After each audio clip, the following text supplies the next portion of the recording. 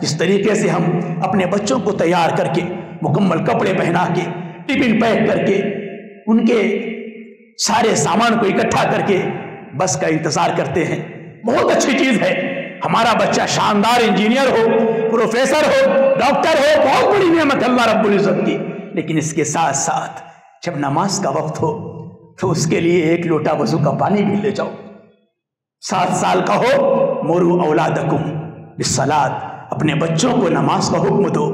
جب وہ 7 سال کے ہو جائیں اور 10 سال کے ہو جائے تو ان کو تنبیہ کرو، لالچ دو، کسی طریقے سے اللہ کی بارگاہ میں لے آؤ، کسی طریقے سے ان سے قرآن پڑھواؤ۔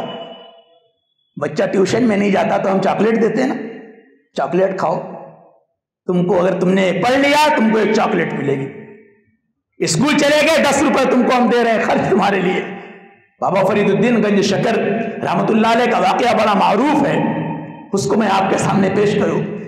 وہاں بھی ایک ماں اپنے بچے کو نماز کی دعوت کے لیے ایک پڑیا کے اندر شکر رکھتی تھی نا کہ بیٹا نماز پڑھو شکر ملے گی۔ آج وہ لالچ میں انسان پڑھے گا اور پڑھتے پڑھتے جب عادت بن جائے گی تو وہ عبادت بن جائے گی، اور پھر اس کے بغیر اس کو مزہ ہی نہیں آئے گا۔ آج آپ قریب تو کر دیجئے، جب وہ قریب ہو جائے گا تو ان چیزوں کی ضرورت نہیں پڑے گی، وہ خود اس ایسی لذت محسوس کرے گا، اتنا زیادہ اس کو مزہ آئے گا اللہ کے ذکر میں کہ بغیر کسی دنیاوی مفاد کے وہ اللہ کی بارگاہ میں خود حاضر ہو جائے گا۔ عادت تو آپ ڈالیے۔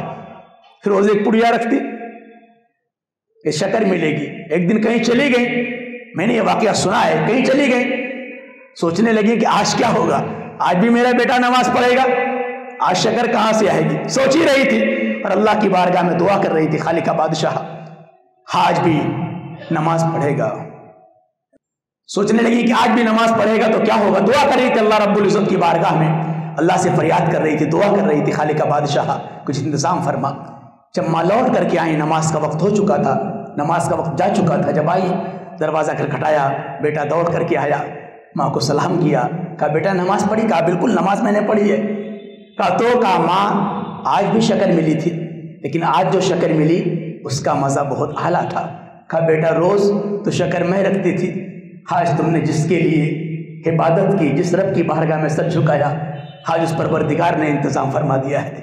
تو ہم اپنے بچوں کو جس طرح سے ٹیوشن کے لیے، دنیاوی تعلیم کے لیے لالچ دیتے ہیں، اس طرح سے دین کے لیے بھی ان کی حوصلہ افزائی کریں، نماز کے لیے حوصلہ افزائی کریں، قرآن کے لیے حوصلہ افزائی کریں۔ انشاءاللہ العزیز آج انہیں ہم پیار سے لے آئیں گے، کل ان کے دل و دماغ میں جب یہ محبت بیٹھ جائے گی تو اللہ تبارک و تعالیٰ کی فرما برداری کرنے لگ جائیں گے، اور یہ آنے والی زندگی میں اچھے معاشرے کے لیے شاندار بنیاد کی حیثیت سے ہمارے سامنے آئیں گے۔